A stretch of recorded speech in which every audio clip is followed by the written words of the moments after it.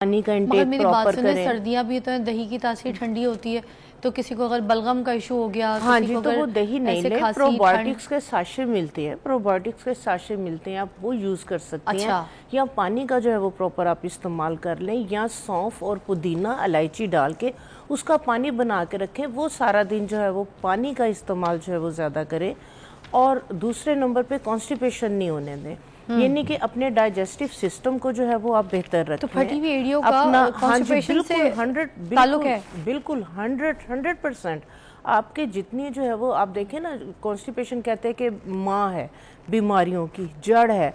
तो पहले जो है वो इस चीज़ को देखें कि आया इंटरनल कोई इश्यूज प्रॉब्लम्स तो नहीं है, ठीक है। दूसरे नंबर पे जो लोग पानी का प्रॉपर अपनी बॉडी को हाइड्रेट नहीं रखते, बॉडी को हाइड्रेट रखें, ठीक है। इन चीज़ों का थोड़ा सा जो है वो इन चीज़ों को फॉलो करें, जंक फूड्स वगैरह ये चीज़ें अवॉइड मगर ये करें। मौसम सरमा के ही आगाज में इतनी प्रॉब्लम इश्यूज क्यों आते हैं? ये पानी का इस्तेमाल कम हो जाता है ना, गर्मियों में तो प्यास लगती है, हम बार बार पानी पी रहे होते हैं। सर्दी के मौसम में प्यास लगी तो पानी पिए, अदरवाइज नहीं, ठीक है। अच्छा। इन चीज़ों का प्रॉपर जो है वो ध्यान रखें। दूसरे नंबर पे एक जो रेमेडी है मैं आपके साथ शेयर करूँगी, जिन लोगों के ये इश्यूज़ हैं वो बना के रख लें, बहुत ज़बरदस्त इफेक्टिव है जो है वो रेमेडी है। आपने क्या करना है, क्योंकि मोस्टली मैंने देखा है सिंपल क्या करते हैं कि वाइट पेट्रोलियम जेली उठाई और लगा ली, हाँ। या कोई भी कोल्ड क्रीम लगाई, उठाई और लगा ली। वो टेम्परेरी तौर पे तो जो है वो मॉइस्चराइज हाइड्रेट कर देती है, बट जब आप वॉश करते हैं, नहाते हैं, तो फिर आपका इशू प्रॉब्लम वहीं पे आता है। तो फटी हुई एड़ियों की अगर हम स्पेसिफिक बात करें तो उसके लिए कम से कम हफ्ते में एक दफ़ा, आप सैलून में नहीं जा सकते पेडिक्योर करवाने, पैराफिन से भी फर्क पड़ता है ना जी? पैराफिन वैक्स से बहुत ज़्यादा फर्क पड़ता है। तो आप जब नहाते हैं, आप बाथरूम के अंदर एक किट अपनी जो है वो रखें, जिसमें आपका जो है वो फुट फाइलर हो, आपका ब्रश हो। तो रई का झावा चलेगा?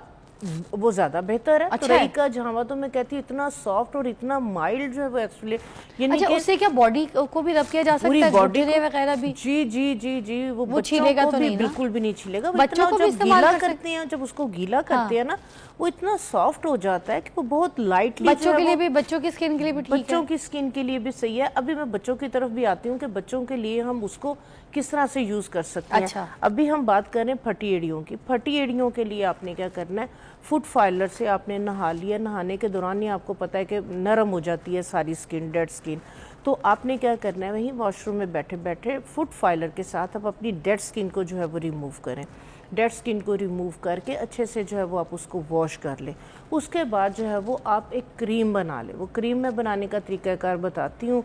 तो वो क्रीम जो है वो कोशिश करें, ये वाली जो क्रीम है आप नाइट में सोने से पहले यूज़ करें। अच्छा। जितनी देर जो है ये लगी रहेगी उतना ज़्यादा अच्छा इसका जो है वो रिजल्ट होगा। अच्छा। आपने क्या करना है कि आपने जो है वो 1 टेबल स्पून, या आपने तकरीबन ये 30 ml ग्राम जो है वो वैसलीन है, 30 ग्राम आपने वैसलीन ले लेनी है, 30 ग्राम ही आपने उसमें ग्लिसरीन ऐड करनी है। ठीक है। आपने फ्राई पैन के अंदर बिल्कुल धीमी सी आंच पे, आग तेज़ नहीं होनी चाहिए, इन दोनों चीज़ों को मेल्ट कर लेना है। 1 टेबल स्पून उसमें आपने कैस्ट्रोल ऑयल का डालना है। ठीक है। जो कैस्ट्रोल ऑयल है ये हीलिंग प्रॉपर्टीज़ रखता है, मॉइस्चराइजिंग प्रॉपर्टीज़ रखता है। इन तीनों चीज़ों को मिक्स करके आपने, दोबारा आपने पेट्रोलियम जेली बोला, 30 ग्राम, जितनी वैसलीन है उतनी ही आपने ग्लिसरीन ली, ठीक है, 30 ग्राम, और उसके बाद 1 टेबल स्पून आपने उसमें कैस्टर ऑयल का डाला। ठीक है, हमने दाल लेके मिक्स कर लिया जी, धीमी सी आग पे आपने इसको सब चीजों को, क्योंकि इसको आपको गर्म करना पड़ेगा तो ये मेल्ट होगी। अच्छा अच्छा। आपने चूल्हे से जो है वो इसको नीचे उतार के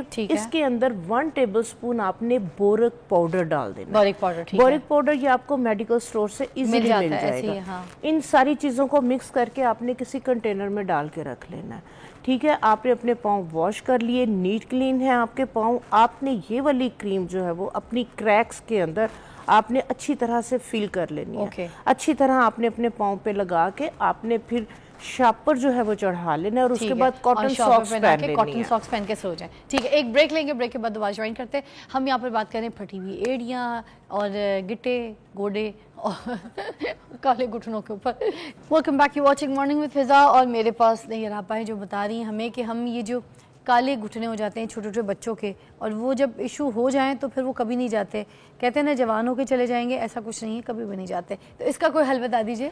हाँ जी, इसके लिए जो है ये बहुत अच्छा आपका क्वेश्चन है, और ये बहुत मेन इशू है कि वो वाकई वक्त के साथ साथ जो है ना वो गहरे होते चले जाते हैं, इसलिए कि प्रॉपर उसको उस तरह से जो है वो ट्रीट किया नहीं जाता, करना और नहीं फिर जाके बच्चियों को अगर वॉशरूम में नहलाओ तो उनके घुटने रगड़ो तो चीखती हैं ज़ाहिर, और इस तरह से वाकई चीखना भी नहीं चाहिए, और ऐसे साफ भी नहीं होंगे ना, साफ भी नहीं होंगे। फिर उसके लिए जो है वो सबसे बेहतरीन, जिस तरह से आपने तुरई के जो है वो जामे की बात की, वो इतना माइल्ड, इतना सॉफ्ट होता है, आम जो है ये पंसारियों की दुकान से मिल जाता है। ठीक है। आप क्या करें कि आप ला के, वो इतना लंबा सा होता है, ठीक है, तो उसको आप जो है वो एक ट्रे के अंदर बिछा लें।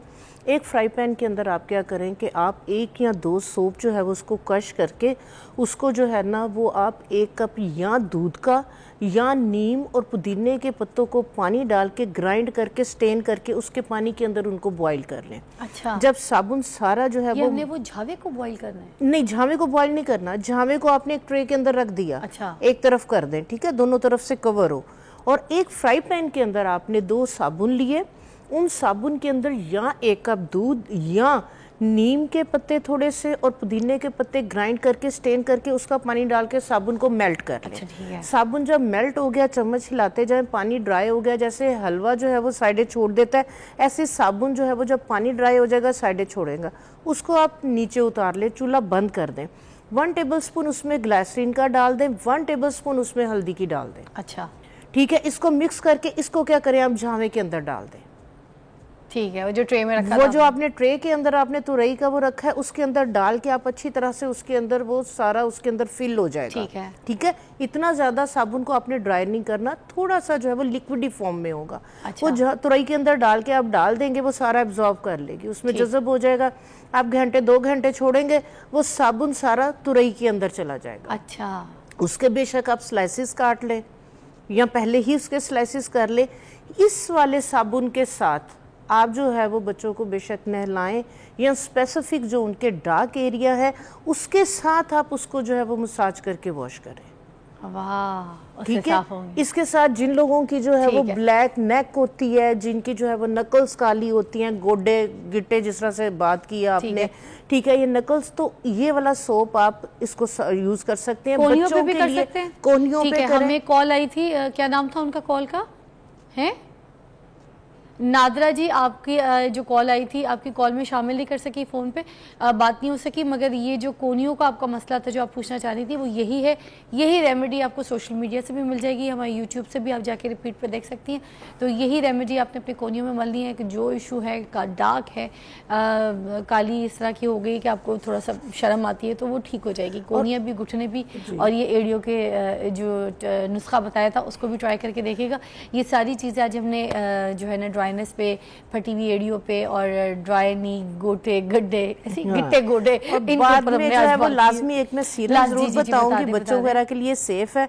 आपने क्या करना है, ग्लिसरीन लेनी है, तकरीबन आपने 30 ml ग्लिसरीन का लेके उसमें आपने 1 खाने का चम्मच हल्दी का डाल देना। अच्छा। और 2 या 3 लेमन का जूस डाल देना है, ठीक है। और ये 8-10 दिन पड़ी रहे, उसके बाद इसको स्टेन कर लेना। ये आपका बेहतरीन जो है वो मॉइस्चराइजर बन जाएगा। ये फिर बाद में जो है वो नहला लिया बच्चों को, गोडे गिटने, आपने फिर ये मल दिया, ये वाला जो ऑयल है, ये वाला जो सीरम है, आपने फिर वहां पे जो है वो मसाज कर देना। अगर बहुत सर्दियां हैं तो इसी सीरम के अंदर थोड़ा सा आपने कोकोनट ऑयल या ऑलिव ऑयल थोड़ा सा ये डालें, थोड़ा सा उसके अंदर जो है वो आप ऑलिव ऑयल डालें, मिक्स करके, तो जहां जहां ड्राइनेस है वहां पे फिर नहलाने के बाद इसका मसाज कर लें। नहाए नहीं भी हैं डेली बेसिस पे, अगर आप इन दोनों चीज़ों को, टर्मरिक का इन्फ्यूज प्लस जो है वो आप ऑलिव ऑयल मिक्स करके इसका आप डेली बेसिस पे मसाज करेंगे, तो इसके साथ भी आपके गोडे गिट्टे, आपके नकल, आपकी ब्लैक नेक जो है ड्राइनेस की वजह से टैनिंग, ये चीज़ें जो है वो क्लियर हो जाएंगी। बहुत आला, बहुत आला। थैंक यू सो मच दैया आपा।